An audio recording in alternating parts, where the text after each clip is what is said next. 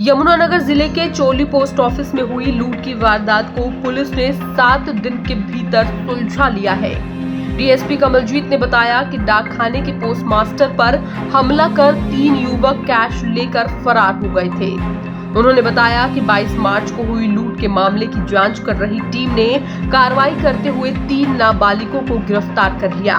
वहीं पूछताछ में तीनों आरोपियों ने वारदात को करना कबूल भी कर लिया। तीनों से डाकघर से लूट की रकम को बरामद कर लिया गया है और तीनों ही युवकों को कोर्ट में पेश कर करनाल बाल सुधार गृह भेज दिया गया है। तीनों ही युवक नशे के आदी बताए जा रहे हैं। वहीं इसकी पूर्ति करने के लिए ही इस लूट की वारदात को अंजाम दिया गया था। दिनांक 22 मार्च को चोली गांव बिलासपुर थाना के अंदर पड़ता है। यहाँ पे पोस्ट ऑफिस में 3 लड़कों ने लूट की थी। जो वहाँ पे हेमंत शर्मा जो वहाँ के ब्रांच मैनेजर थे, उनको चोट मारकर ये कैश छीन के ले गए थे। जो ये कैश पेंशन वितरित करने के लिए लेकर आए थे वो, तो इसमें हमने 3 लड़कों को गिरफ्तार किया है। जो 2 तो उसी गांव के और 1 लड़का बनगढ़ गांव का है, जो कि तीनों नाबालिग है। 16-17 वर्ष की उम्र है इनकी। इनको हमने अरेस्ट करके और बाल सुधार गृह करनाल दे दिया। ये कुछ नशा करने के आदी थे।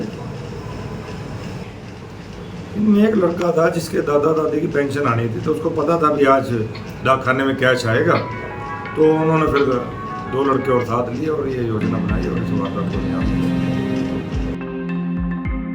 आपको बता दें कि 22 मार्च को चोली गांव के डाकघर में ब्रांच पोस्ट मास्टर हेमंत बैठा हुआ था। उसके पास बुढ़ापा विधवा पेंशन का कैश आया हुआ था। तीनों युवक बाइक पर सवार होकर नकाबपोश होकर हाथ में डंडे लेकर डाकघर पहुंचे।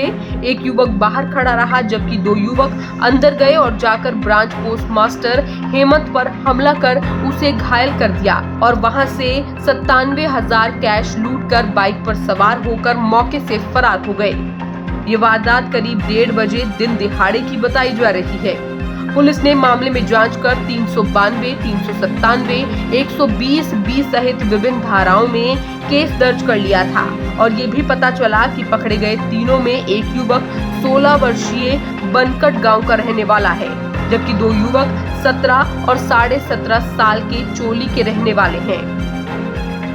17.5 वर्षीय युवक के दादा दादी की पेंशन आती है।